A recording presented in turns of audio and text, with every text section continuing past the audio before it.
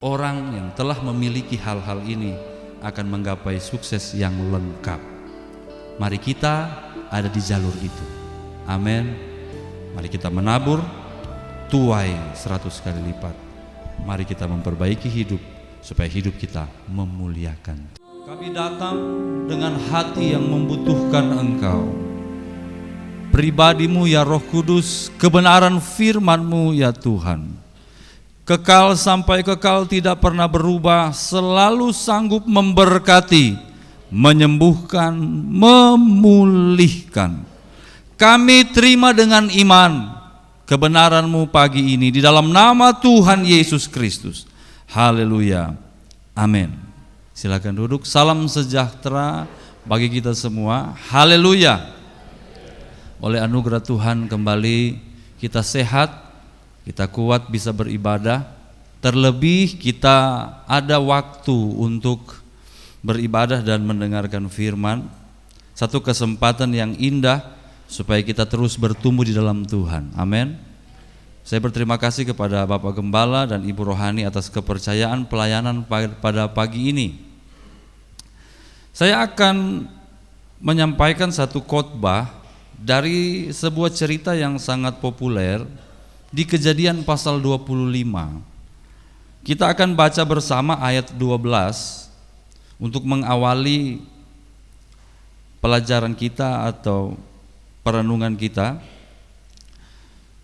Tadi malam kami keluarga muda diberkati dengan khotbah dari Pendeta Donald Waworuntu yang sudah mirip-mirip seminar keluarga. Jadi rugi yang tidak ikut keluarga muda. Jadi keluarga muda, pemuda, remaja itu ibadah-ibadah spesifik sebenarnya, sehingga firman Tuhan yang disampaikan itu tidak umum. Kalau hari ini saya akan khotbah umum karena ini ibadah umum, tapi kalau ibadah-ibadah wadah itu adalah ibadah yang spesifik. Sehingga tadi malam kami sangat diberkati dengan firman Tuhan yang sudah seperti seminar keluarga, membimbing bagaimana sebuah keluarga muda itu bisa berjalan gitu. Lalu karena saking diberkatinya, pulang saya masih baca-baca lagi, dan ketika saya dapat tugas untuk berkhotbah, maka saya tertarik untuk membahas ini. Kita baca Kejadian 26 ayat 12. Yang sudah ketemu boleh bilang haleluya. Ini adalah ayat sukses, ayat keberhasilan seseorang yang bernama Ishak. Atau supaya lengkap kita baca 12-13, karena yang 13 itu penekanannya luar biasa. Beta saya baca ini memang senang betul nih. Mari kita baca dalam nama Tuhan Yesus Kristus 12-13 sama-sama 1, 2, 3. Maka menaburlah Ishak di tanah itu, dan dalam tahun itu juga ia mendapat hasil 100 kali lipat, sebab ia diberkati Tuhan, dan orang itu menjadi kaya, bahkan kian lama kian kaya, sehingga ia menjadi sangat kaya. Cuma beta yang senyum baca ini ayat. Harus senyum. Sudah kaya, kian lama kian kaya, sangat kaya lagi. Bukankah ini adalah salah satu dari cita-cita? Sejak kecil kami ngobrol, kami anak kampung ya, di desa. Ngobrol, lu mau jadi apa? Beta mau jadi ini itu, tapi kalau kawan satu so bilang beta mau jadi orang kaya, nak katon diam lu menang sudah. Karena kekayaan adalah satu keadaan di mana sepertinya seseorang atau satu keluarga atau satu pribadi sudah mencapai sesuatu, sudah mencapai puncak. Walaupun kita bisa berkata ya kekayaan kan tidak menjamin kebahagiaan, kekayaan kan bukan cuma soal uang, tapi begitu dikasih uang kan mau. Haleluya. Yang sudah bilang haleluya sun mau dapat uang. Sudahlah, mari kita aminkan sudah ini. Ini keadaan yang baik. Ayat 13 itu keadaan yang baik. Dia sukses. Tapi di ayat 12 Itu sukses yang lebih lagi daripada sekedar kaya. Karena ayat 12 dikatakan Ishak menabur. Jadi kekayaan Ishak di kali ini, di ayat ini bukan warisan. Dia bapak kaya, saudara. Abraham tuh orang kaya, yang sangat sukses di zaman itu. Dia bahkan dianggap seperti raja kecil, bahkan lebih dari raja-raja. Bayangkan dia bisa perang lawan beberapa raja ini. Tapi ayat 12 menceritakan sebuah prestasi. Ishak, anak pewaris kekayaan, sekarang berjuang sendiri, menabur sendiri, dan menuai 100 kali lipat, sebab ia diberkati Tuhan. Katakan amin.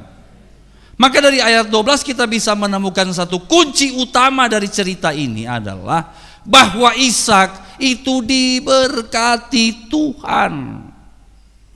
Yang mau diberkati Tuhan boleh lambaikan tangan. Saya mau. Saya sangat mau.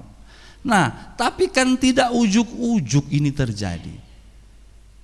Tidak simsalabim Ishak sudah diberkati Tuhan.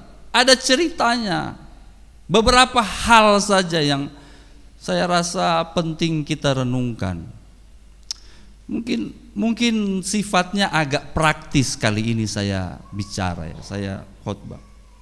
Kita mulai dengan ayat 1.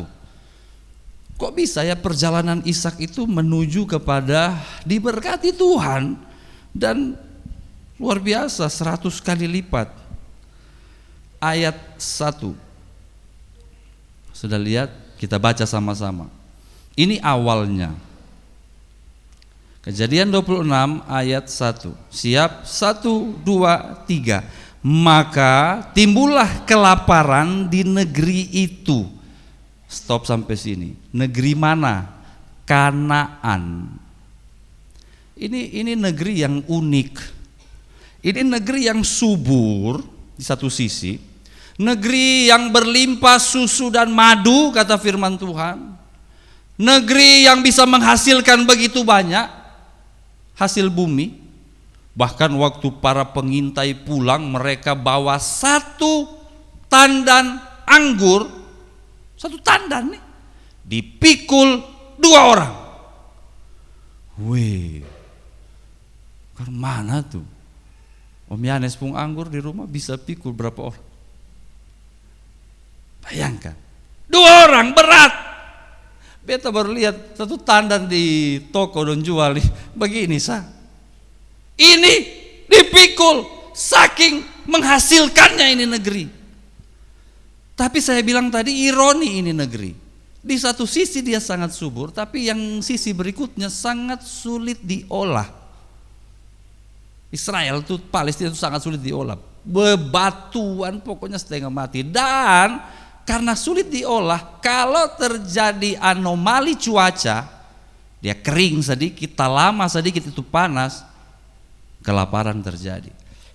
Maka timbullah kelaparan di negeri itu. Kesulitan, lapar, ketiadaan sumber. Bapak Ibu Saudara yang diberkati Tuhan, apa yang kita temukan dari sini? Sukses Ishak di ayat 12 dan 13 diawali dengan masalah. Ada yang punya masalah di sini? Kalau ada, maka siap-siap untuk sukses. Amin. Ini pendeta dia omong enak saya di depan. Ketong yang sementara tanggung ini masalah, ini yang su berdarah-darah nih, su keringat, su air mata, belum selesai-selesai. Tapi kan memang begitu. Kak Donald tadi malam bilang, mau orang pilihan Tuhan, mau hamba Tuhan, mau jemaat biasa, sampai dengan saya tambah, sampai dengan orang kafir, sampai dengan orang yang sudah ibadah, semua manusia ada masalahnya. Masalah itu hanya bisa selesai ketika kita innalillahi wa inna ilaihi rajiun. Nah itu sana ada masalah. Kalau sudah tidur begini, so pakai kos tangan. Kalau di Manado itu dong kasih pakai kos tangan putih. Kalau soneta tutup itu mata, dong taruh uang logam di sini. Kalau sebegini ya sudah. Keton datang bilang, lupu anak ada begini, lupu rumah tabakar dia begini. So ada masalah, kenapa? Mati, sudah meninggal. Selama kita masih hidup, ada-ada saja masalahnya. Tapi saudara, jangan ini membuat hati kita remuk lalu tidak berdaya. Karena Ishak yang sukses di ayat 12 adalah Ishak yang memulai di ayat 1. Katakan amin. Bilang kiri kanan, jangan menyerah. Oh, begitu sudah. Berikutnya, timbullah kelaparan di negeri mana? Kanaan, di negeri itu, di negeri yang di atasnya ini ada negeri Kanaan. Lanjut, pelan-pelan kita baca 1, 2, 3. Ini bukan kelaparan yang pertama yang telah terjadi dalam zaman Abraham. Jadi ada kelaparan pertama yang terjadi zaman Abraham. Ini bukan, ini lain. Makanya saya sudah bilang, setiap orang punya kelaparannya sendiri. Tak usah bawa-bawa orang pun masalah. Saya anak kal ini dia menunjukkan dia punya empati dengan orang lain, punya kepedulian dengan orang lain. Saking pedulinya dengan orang lain, dia suka urus masalah orang lain. Jadi kalau pagi-pagi itu saya suruh harus makan di meja makan, semua duduk makan di meja makan. Nah, Syira ini kan makan pelan. Kalau sudah selesai, ya iyalah, itu orang memang tukang makan. Dia sudah duduk di situ, lalu dia lihat Depo adik. Dia lihat begini kan Syira tahun ini kan masuk kelas 1 dan rencananya akan satu sekolah mereka. Nicole Carl Syira biar satu kali antar begitu. Dia lihat dia nilai baru dia bilang di beta, "Papa, jadi nanti kalau dia kelas 1 dia juga begini. Nanti dia bikin kita terlambat." Beta bilang, lu urus lupung sepatu belum pakai. Oh iya. Sudah tak usah urus orang pun persoalan. Masing-masing ada. Abraham ada, Ishak ada, beta ada. Ketong langsung lihat orang. Oh begitu kok dia. Urus diri sendiri dulu, sabar. Haleluya. Ada aroma tersinggung sedikit ini. Tapi bagus sebenarnya itu empati. Perhatikan cara pertama Ishak menyelesaikan masalahnya. Bagian yang kedua. Ini bukan kelaparan yang pertama. Sebab itu sama-sama 1, 2, 3. Sebab itu Ishak pergi ke Gerar kepada Abimelek raja orang Filistin. Dia tidak tinggal dalam persoalan. Enggak. Jangan pakai segala macam cara pandang ataupun ayat Alkitab untuk kita tinggal dalam penderitaan. Lalu terima nasib. Nah beta memang Tuhan sudah taruh begini, nah keadaannya sudah begini, nah sudah toh begini enggak. Langkah pertama yang dilakukan oleh Ishak adalah tinggalkan persoalan itu. Loh, kelaparan ada di sini. Saudara, kita harus melibatkan hikmat dalam hidup. Bilang haleluya. Kita harus melibatkan kebijaksanaan dalam hidup. Kalau ada persoalan, ada masalah, ini bukan lari dari masalah. Bukan, ini mencari solusi. Kebetulan dari Jazirah Kanaan ada Gerar di apa itu? Beta tahu kalau barat baru dia pembawa apa. Nah Gerar itu ada ladang penggembalaan yang cukup subur. Gerar sonde kena kelaparan? Enggak. Sabar loh, beta mau kasih lurus ini. Waktu Ishak menabur di ayat 12, dia tidak menabur di tanah kering. No. Keliru. Dia menabur di tanah subur. Tempat penggembalaan terbaik yang tersisa saat itu. Di Gerar. Cari solusi itu harus pakai hikmat. Haleluya, haleluya. Beta mau ambil 2 contoh. Contoh pertama, beta bicara praktis ya. Kita mau ambil 2 contoh. Contoh pertama di kehidupan jemaat biasa, di kehidupan jemaat kita ini, pebisnis misalnya.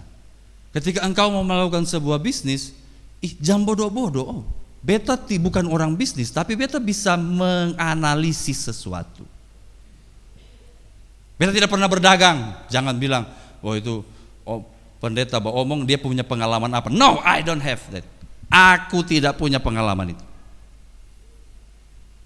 Tapi saya menganalisis begini, misalnya sesuatu itu akan kita kerjakan, maka kita harus berpikir ini bisa kok sonde.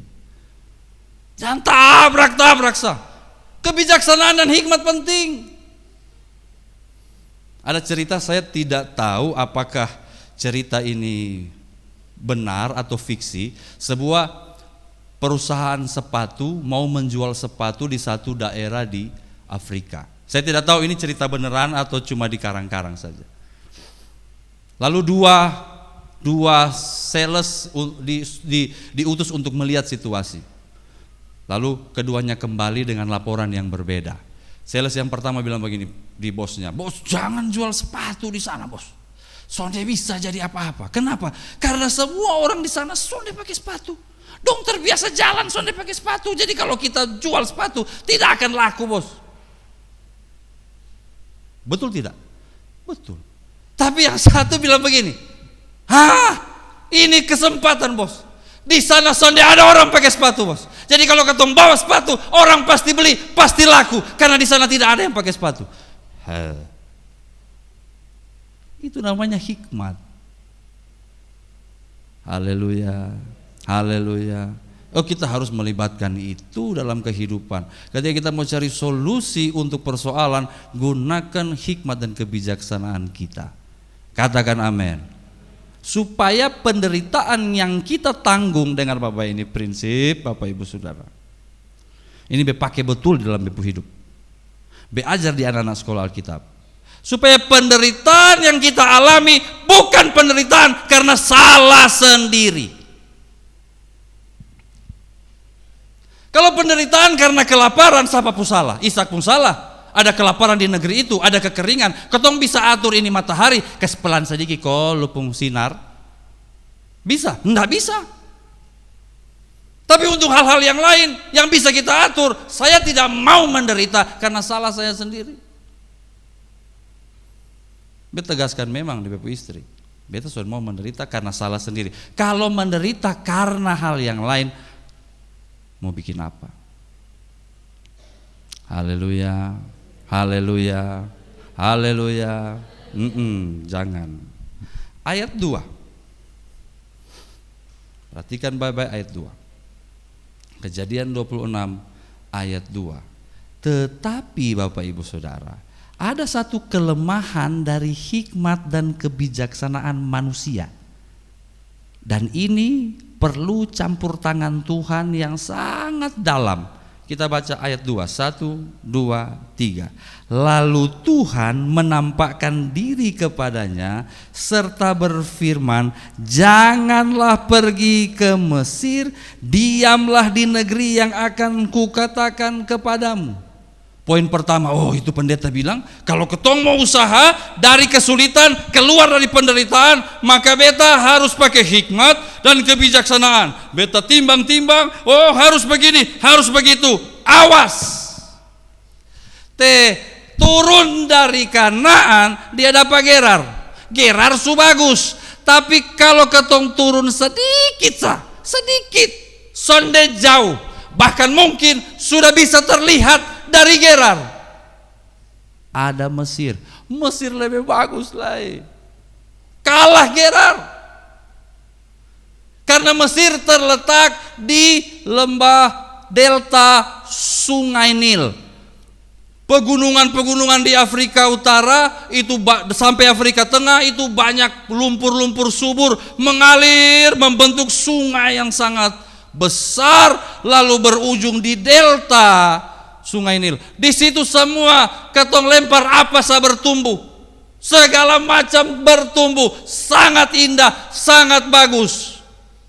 Tapi ingat, dalam teologi perjanjian lama, Mesir selalu bicara soal hal-hal yang duniawi, hal-hal yang bukan ilahi, hal-hal yang sudah keluar dari patron firman Tuhan. Dan waktu kita pakai hikmat dan kebijaksanaan kita menjalani hidup keluar dari persoalan, tinggal satu langkah kecil kita akan lompat ke Mesir.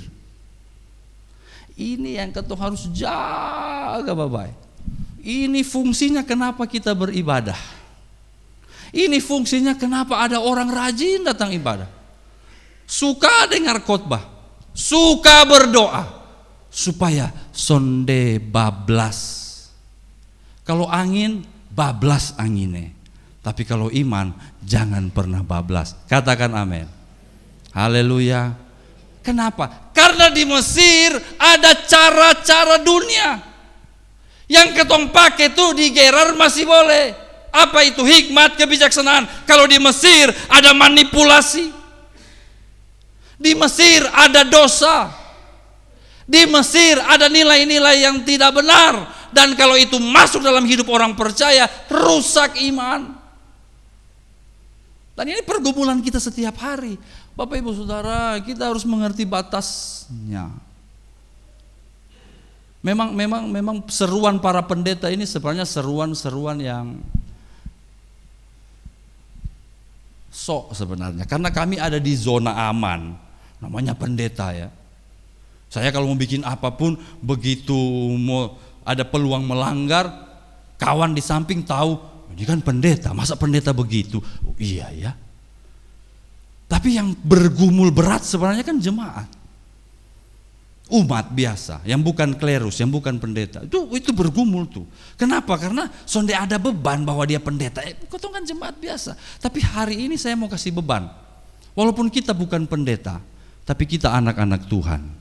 Haleluya, haleluya. Ada batasan Mesir. Jangan ke situ. Diamlah di negeri yang akan kukatakan kepadamu. Di mana? Di Kanaan. Ayat 3. Yuk kita lihat ayat 3. Di negeri Gerar pun solusi karena ada kebijaksanaan dan hikmat pun. Ayat 3, 1, 2, 3. Tinggallah di negeri ini sebagai orang asing. Orang asing. Tidak akan di situ. Janji Tuhan bukan di situ. Kalau memang ada solusi di situ boleh, tapi jangan tinggal di situ. Sebagai menetap orang asing. Lanjut. Maka aku akan menyertai engkau dan memberkati engkau, sebab kepadamulah dan kepada keturunanmu akan kuberikan seluruh negeri ini, dan aku akan menepati sumpah yang telah kuikrarkan kepada Abraham ayahmu. Batasan kita adalah firman dan perjanjian dengan Tuhan. Haleluya, haleluya. Ini identitas kita. Jangan pernah kehilangan identitas. Ada satu penjabaran yang penting di ayat 5. Perhatikan penjabaran yang sangat penting di ayat 5. Yang sudah lihat katakan amin. Penting sekali ini. Ini adalah ciri khas anak-anak Tuhan yang tidak boleh lepas dari hidupnya. Walaupun dia sudah bijaksana, walaupun dia sudah berhikmat, walaupun dia sudah melakukan banyak hal untuk lepas dari kesulitan, jangan pernah meninggalkan ini. Ayat 5, 1, 2, 3. Karena Abraham telah mendengarkan firmanku dan memelihara kewajibannya kepadaku, yaitu segala perintah, ketetapan, dan hukum. Di sini kita ketemu formula yang sangat tepat untuk lepas dari kesulitan, lepas dari masalah. Formula yang sangat jitu untuk menggapai sukses. Yang pertama, kita bertindak dengan hikmat, dengan kebijaksanaan, dengan hati-hati. Itu yang pertama. Yang kedua, kita dipimpin oleh satu kompas yang sangat penting. Entah itu kita bilang itu moral kompas atau spiritual kompas yang membimbing cara kita berpikir, yaitu perintah, ketetapan, dan hukum-hukum Tuhan. Katakan amin. Yes. Jalan, jalan, jalan, jalan, jalan, jalan, jalan. Lalu Ishak mengambil kesimpulan, ayo kita mulai menabur. Tabur, tabur, tabur, tabur. 100 kali lipat. Haleluya. Ayat 12 penekanannya, ia diberkati Tuhan, menjadi kaya, sangat kaya, luar biasa. Bagian terakhir dari khotbah ini, Ishak sudah sukses. Dia berasal dari kelaparan, sekarang dia sudah berhikmat, lalu dia bertuhan, lalu dia membangun hidupnya, dia menabur, dia menuai, menjadi sangat kaya. Dan satu penekanan yang penting di ayat 16. Kita lihat ini penekanan yang sangat penting di ayat 16. Ada satu bapak tua bernama Abimelek. Abimelek ini bukan nama, minta maaf, ini gelar. Sama kayak katong bilang sultan. Ada sultan. Kita kan sekarang lagi banyak sultan-sultan di media sosial ya. Sultan Oepoi, Sultan Oebobo. Kalau katong di sekolah Alkitab, Sultan Kayu Putih. Katong di sekolah Alkitab itu bertetangga sultan semua. Ada Om Mus sebelah kiri, Beta di tengah, sebelah kanan Om Faris. 3 sultan, Sultan Kayu Putih. Lalu sultan ini bilang begini, ayat 16, perhatikan baik-baik. Ayat 16, sama-sama kita baca 1, 2, 3.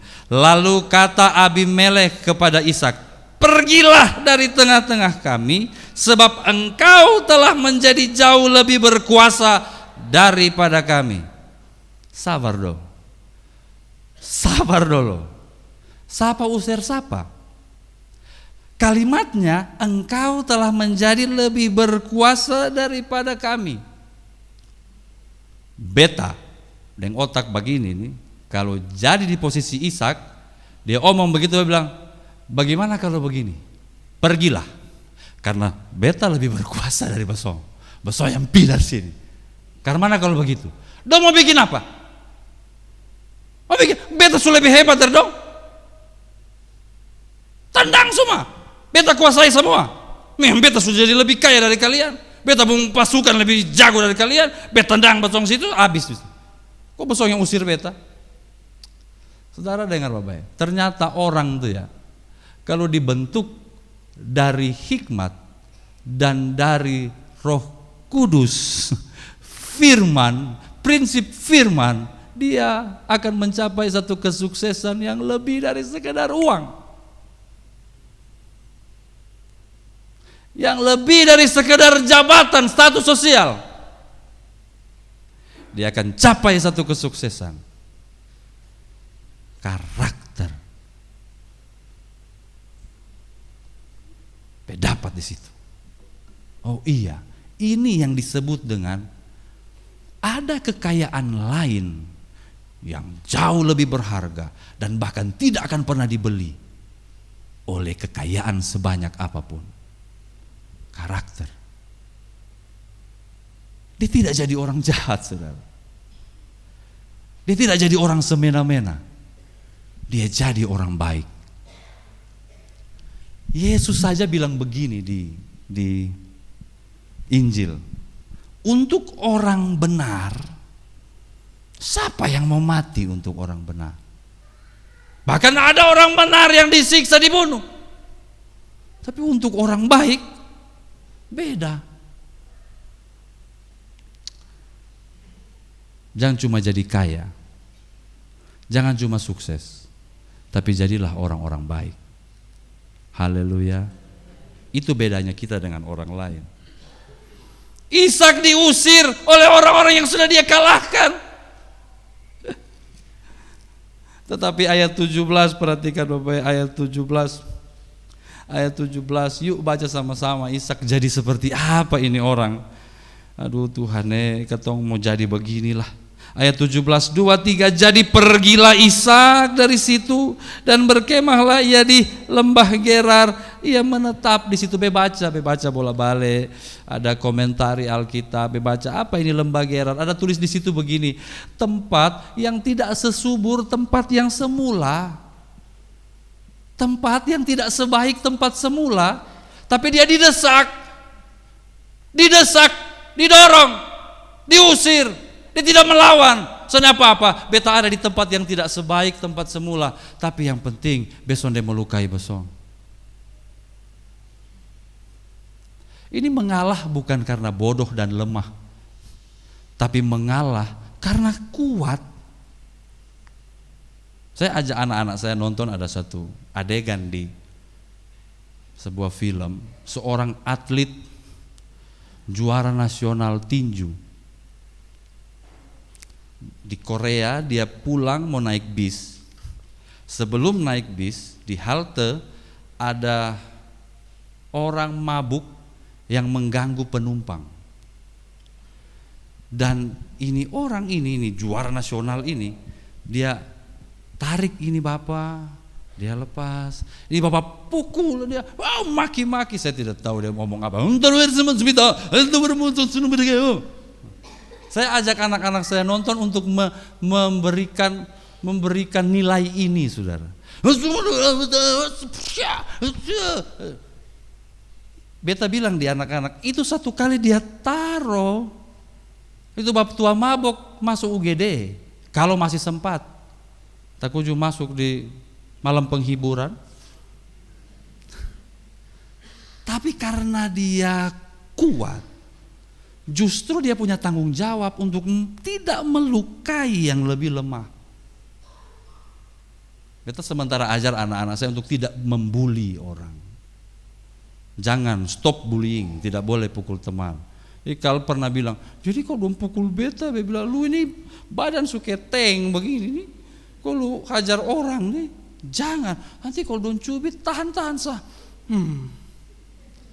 Jadi dia datang, di sekolah itu ada itu anak dorong-dorong beta begini sah.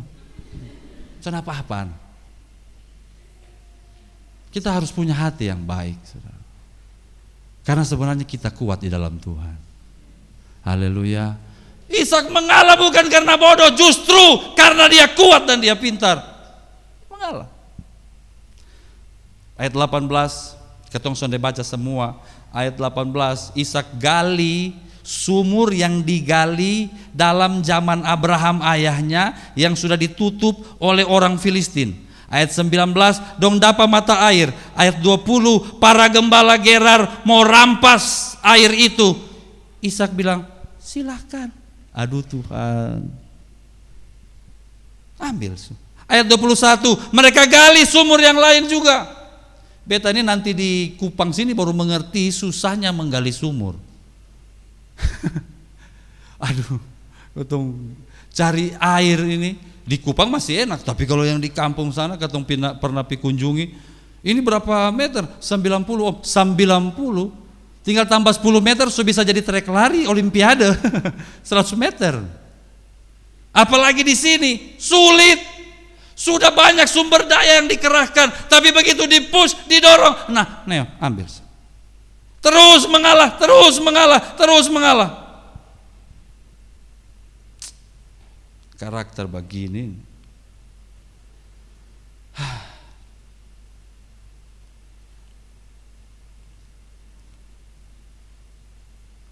Kita harus sering berdoa dan menyanyi, bimbinglah daku ya Yesus. Karena nilai kita sebagai orang Kristen bukan sekedar kekayaan berapa yang kita punya, tapi karakter seindah apa kita. Itu identitas. Kekayaan bisa dilepas, jam tangan bisa dilepas, sepatu bisa dilepas, baju hari ini saya pakai bagus, besok bisa compang-camping. Tapi karakter saya tidak akan pernah dirampas oleh siapapun. Haleluya. Terakhir. Kemenangan yang paling menang, yang paling terakhir tiba di ayat 26. terakhir sekali ini. Datanglah Abimelek dari Gerar mendapatkannya bersama-sama dengan Ahuzat sahabatnya, Pikol kepala pasukannya. Ayat 27 Ishak bilang, kau bosong datang di beta, bukannya kalian benci beta, usir beta. Ayat 28. Yuk kita baca sama-sama ayat 28. 1, 2, 3. Jawab mereka, kami telah melihat sendiri bahwa Tuhan menyertai engkau. Sebab itu kami berkata, baiklah kita mengadakan sumpah setia antara kami dan engkau, dan baiklah kami mengikat perjanjian dengan engkau, dan seterusnya. Akhirnya dunia mengakui, akhirnya musuh mengakui, lu hebat. Saudara, orang yang telah memiliki hal-hal ini akan menggapai sukses yang lengkap. Mari kita ada di jalur itu. Amin. Mari kita menabur, tuai 100 kali lipat. Mari kita memperbaiki hidup supaya hidup kita memuliakan Tuhan. Amin. Segala yang ku punya, segala yang ku dapat, hanyalah milik-Mu. Ingin ku berikan, ku kembalikan untuk kemuliaan-Mu. Tiada tersisa, seluruh hidupku akan kembali dalam tangan-Mu. Selama darahku masih terus mengalir, satu janjiku untukmu, aku adalah milik-Mu. Selama jantungku tak henti berdetak, ku persembahkan hidupku hanya kepadamu, oh Yesusku.